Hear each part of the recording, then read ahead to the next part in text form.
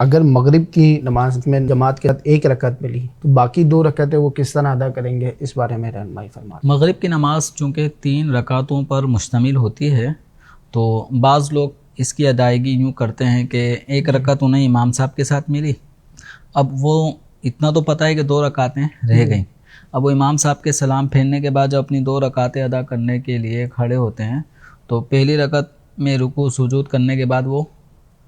اتحیات میں بیٹھے بغیر کھڑے ہو جاتے ہیں، اور پھر دوسری رکعت مکمل کر کے اتحیات میں مکمل جو درود شریف دعا پڑھی جاتی ہے وہ نماز مکمل کر لیتے ہیں۔ تو یاد رکھیں یہ والا طریقہ درست نہیں ہے، بلکہ ایسی صورت میں جب مغرب کی نماز میں ہمیں امام کے ساتھ 1 رکعت ملی ہو تو اب بقیہ 2 رکعتیں ادا کرنے کا طریقہ یہ ہوگا کہ یہاں پر ہمیں 2 چیزوں کو سامنے رکھنا ہے۔ پہلی چیز تو یہ ہوتی ہے کہ ہمیں امام کے ساتھ جو 1 رکعت ملی ہے وہ دراصل تیسری رکعت ملی ہے، جی ہماری پہلی رکعت بھی چھوٹ گئی اور ہماری دوسری رکعت بھی چھوٹ گئی۔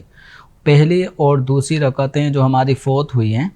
ان دونوں رکعتوں میں سورہ فاتحہ بھی پڑھی جاتی ہے اور اس کے بعد سورت بھی ملائی جاتی ہے۔ تو ہم امام کے سلام پھیرنے کے بعد جب کھڑے ہوں گے تو جس طرح پہلی رکعت کے آغاز میں سبحانک اللہم پڑھا جاتا ہے،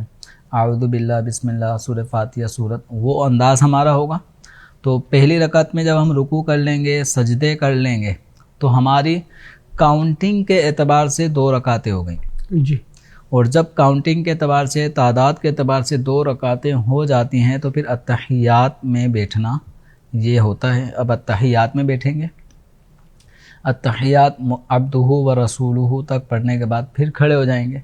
ابھی ہم نے اپنی فوت شدہ رکعت میں سے ابھی صرف پہلی رکعت پڑھی ہے، اب ہم دوسری رکعت پڑھیں گے اور دوسری رکعت کے اندر سورہ فاتحہ بھی پڑھی جاتی ہے، سورت بھی ملائی جاتی ہے۔ اب ہم یہ سورہ فاتحہ سورت ملا کر رکوع سجود کر کے اپنی نماز کو کمپلیٹ کریں گے۔ بس اتنا ذہن میں رکھنا ہے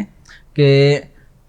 امام کے ساتھ ہم نے 1 رکعت پڑھی، وہ ہماری تیسری تھی، امام کے سلام پھیرنے کے بعد ہم نے پہلی رکعت ادا کی ہے اور یہ کاؤنٹ کے اعتبار سے